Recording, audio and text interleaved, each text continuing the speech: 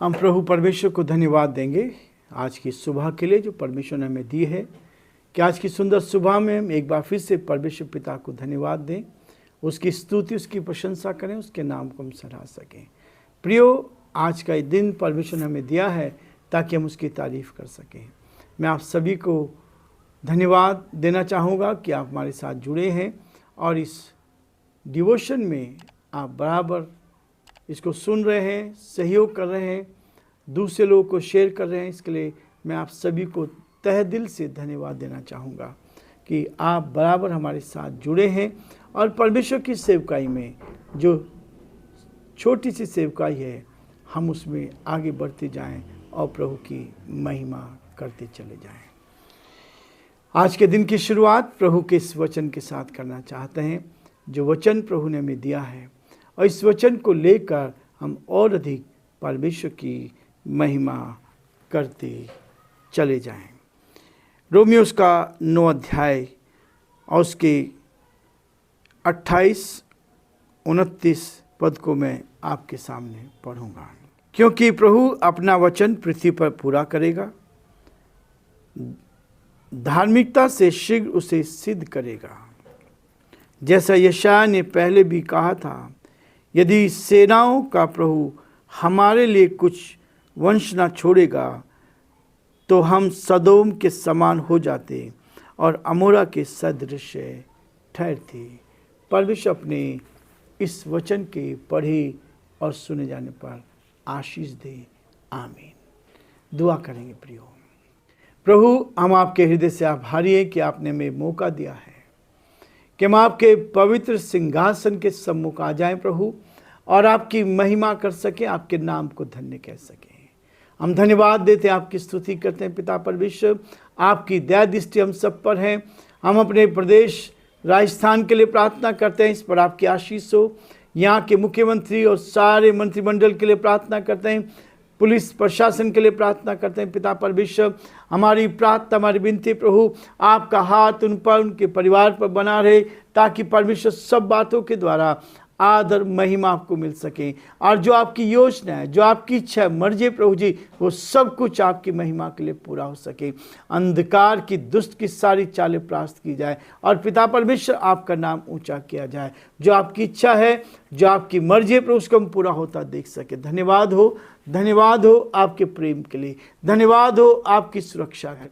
हम ये चाहते प्रभु, सब बातों के द्वारा आपका नाम ऊंचा किया जाए। जो बीमार हैं, परेशान हैं, कठिनाई में हैं, दुख में, मुसीबत में हैं, हम यीशु के नाम से प्रार्थना करते हैं। आपने हमें सिखाया प्रभु जी, हम एक दूसरे के लिए दुआ करें। हर एक की मुसीबत में, परेशानी में, कठिनाई में हम एक दूसरे का साथ दे प्रभु जी। आपका वचन सिखाता है हम एक दूसरे से प्यार करना सीख सके। आपका वचन कहता है प्रभु, हम अपने हित की नहीं, लेकिन परमेश्वर हमेशा दूसरों के हित की चिंता क्या करें।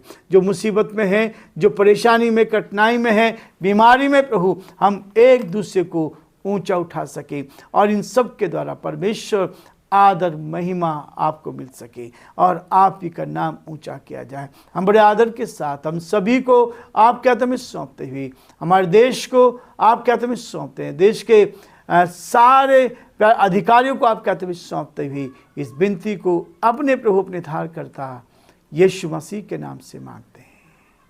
आमीन।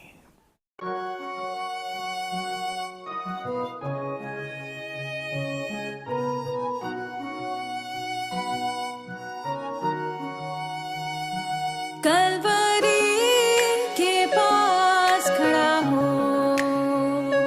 खून की धारा देखता जा, तेरे पापों का यही दाम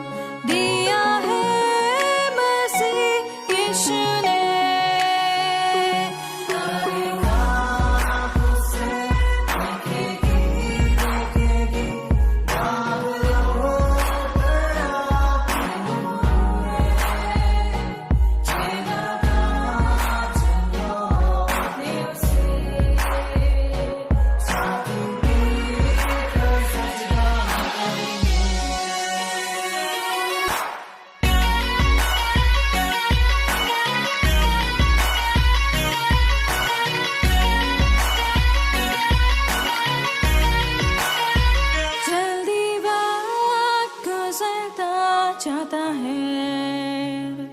रात अंधेरी आती है, तौबा कर दरवाजा होगा बंद। कुछ ना होगा वे पछताने से, तौबा कर दरवाजा होगा बंद। कुछ ना होगा वे पछताने से। अरे ख्वाब से देखेगी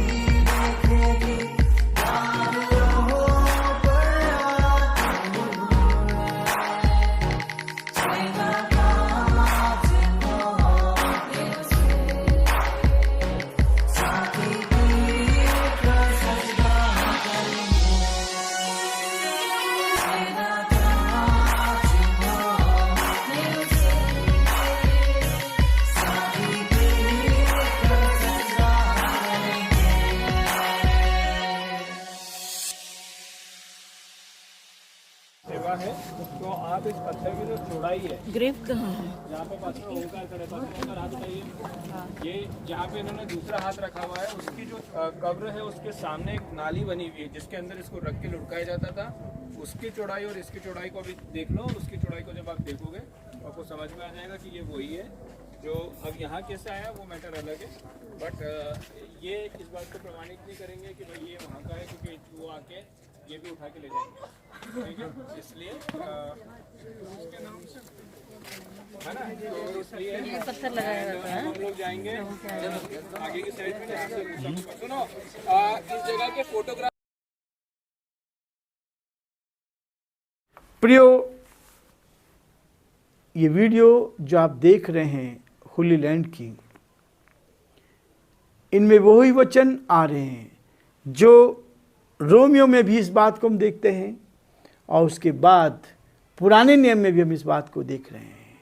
कल हमने देखा था मूसा को जो 10 आज्ञाएं परमेश्वर ने सीनै पर्वत पर दी थी। उसके बाद आगे आपको पता है, हम जानते हैं कि लोगों ने जब मूसा सीनै पर्वत से लौट कर आ रहा था, और ये सीनै पर्वत जो था वो पवित्रता का स्थान था, वो पहाड़ जो था पवित्र था, लेकिन लोगों ने गुनाह किया और मूसा ने क्या किया, क्रोध में आकर उन 10 आज्ञाओं पत्थर की जो 2 पट्टियां दी थी उसको, कि इस पे लिखकर 10 आज्ञाएं दी थी, उसने जब देखा लोग परमेश्वर को छोड़कर दूसरे काम में लग गए हैं, तब उसने क्रोध में आकर उन पट्टियों को तोड़ दिया था। लेकिन आज एक चीज़ और बता रहा है। हम उत्पत्ति में इस बात को पढ़ते हैं। उत्पत्ति किताब में ये जो शब्द है यहाँ पर आए हैं, यहाँ लिखा है, और रोमियोस का 9 अध्याय 29 पद में लिखा है, तो हम सदोम के समान हो जाते और अमोरा के सदृश ठहरते। प्रियो, उत्पत्ति की किताब में इसका वर्णन पाया जाता है। सदोम और अमोरा, परमेश्वर ने अब्राहम को चुना और उसको चुनकर उसको आदेश दिया कि तू अपने देश और अपनी जन्मभूमि को छोड़कर उस देश को चला जा जो देश मैं तुझे देना चाहता हूँ। प्रियो, ये वचन है जो आज भी सत्य है, जो सदोम और अमोरा का जिक्र यहाँ पर बताया गया। उत्पत्ति उसके 12वें अध्याय में परमेश्वर ने अब्राहम से कहा था, पहले पद को पढ़ूंगा, लिखा है, यहोवा ने अब्राहम से कहा, अपने देश, अपने कुटुंबियों और अपने पिता के घर को छोड़कर उस देश को चला जा जो मैं तुझे दिखाऊंगा।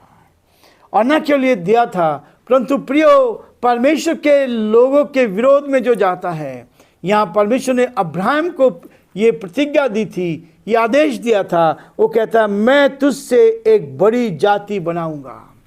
जबकि उसके कोई संतान नहीं थी, तब भी परमेश्वर ने इस बात को कहा, मैं तुझसे एक बड़ी जाति बनाऊंगा जो तुझे आशीष देगा और तेरा नाम महान करूंगा। मैं तुझे आशीष दूंगा और तेरा नाम महान करूंगा। आज दुनिया में संसार के सब लोग इस बात को जानते हैं, अब्राहम के नाम को जानते हैं। और क्या कहता है, और तू आशीष का मूल होगा, जो तुझे आशीर्वाद दे उसे मैं आशीर्वाद दूंगा, और जो तुझे कोसे उसे मैं श्राप दूंगा, और भूमंडल के सारे कुल तेरे द्वारा आशीष को पाएंगे। ये है परमेश्वर ने जो आशीष दी थी। और इसलिए सदोम और अमोरा का जिक्र जो हम यहाँ पर रोमियो में पाते हैं, रोमियो का पत्र जो हम अध्ययन कर रहे हैं कि सदोम और अमोरा के सदृश होते हैं। इसी बाइबल के पुराने नियम में उत्पत्ति उसके 19 अध्याय में यदि हम देखते हैं, जब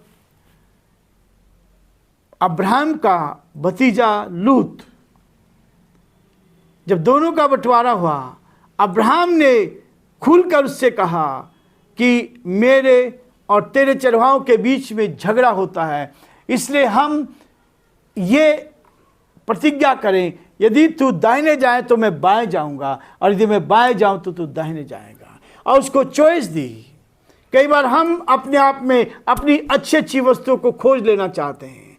अब्राहम ने कहा, देख ये पूरा देश पड़ा है, जो तुझे अच्छा लगे पहले तू चुन ले, पहले तू छांट ले, पहले तू देख ले, यदि तू दाएं जाएगा तो मैं बाएं जाऊंगा। और लूत ने तराई का स्थान देखा। पहले तो सदोम और अमोरा के से दूर उसने अपना तंबू खड़ा किया था, लेकिन धीरे धीरे वो उसमें प्रवेश कर गया और उसमें आता गया। देखिए 23 पद में लिखा है, उत्पत्ति उसके 19 अध्याय 23 पद में लिखा, सदोम और अमोरा का विनाश। जब पाप बढ़ता गया, लूत ने जो देखा था, लूत ने इस बात को देखा, और इसी का जिक्र हम यहाँ पर इस वीडियो में बताएंगे, कल भी दिखाएंगे कि कैसे परमेश्वर ने जब सदोम और अमोरा का विनाश किया, आग से उसको तबाह किया, आकाश से उसने उसको क्या डाली, आग डाली, लेकिन परमेश्वर ने क्या किया, उसको बचाया, लूत को बचाया। और लूत को बचाकर क्या किया, देखिए लिखा है, लूत और के स्वर के निकट पहुंचते ही सूर्य पृथ्वी पर उदय हुआ। तब यहोवा ने अपनी ओर से सदोम और अमोरा पर आकाश से गंधक और आग बरसाई, और उन नगरों को और उस संपूर्ण तराई को और नगरों के सब निवासियों को भूमि की सारी उपज समेत नष्ट कर दिया। लूत की पत्नी ने जो उसके पीछे थी, दृष्टि फेर के पीछे की ओर देखा, तब वह नमक का खंबा बन गई। इस दृश्य को हम देख कर आए हैं। आज भी उस पहाड़ी के ऊपर, हालांकि पूरा विनाश है, कोई वहां जीव जंतु भी नहीं है, केवल एक रोड बीच में से निकली है, ऊंचे ऊंचे पहाड़ है, और वहीं पर लोग कहते हैं कि लूत की पत्नी का जो नमक का खंबा बन गई थी, आज पत्थरों के बीच में वो दिखाई देती है। और ये परमेश्वर का वो वचन है जो प्रियो आज भी पूरा होता जा रहा है। रोमियो उसका 9 अध्याय में हम देख रहे हैं, और यहाँ पर उत्पत्ति उसके 19 अध्याय के 23 पद में हमने देखा है। यहाँ कहता है वो, तो हम सदोम के समान हो जाते और अमोरा के सदृश ठहरते, जो विनाश हो गया। लेकिन परमेश्वर ने प्रियो हम पर दया की है, अपने अनुग्रह की दृष्टि हम पर बरसाई है, ताकि हम उसके साथ चलते चले जाएं, उसकी महिमा करते चले जाएं, उसके नाम को ऊंचा उठाते चले जाएं, और जो उसकी योजना है उसको हम पूरा करते चले जाएं। हमारी यही प्रार्थना है कि प्रभु आप सबको बहुत आशीष दे, ये अध्ययन हम सब के लिए आशीष में बने। और देखिए रोमियो का अध्ययन हम कर रहे हैं, बराबर वही चीज़ें जो बाइबल में लिखी है, और अभी जो हम लोग देख कर आए हैं वो सारी चीज़ें एक दूसरे से मिल रही हैं। इसी अध्याय में सदोम और अमोरा का भी जिक्र है और अलग अलग तरीके से हम देख रहे हैं उसमें सबके बारे में बताएगा। और इसलिए कल फिर हम आगे बढ़ेंगे, आज हम ये रुकेंगे। प्रभु आप सबको बहुत आशीष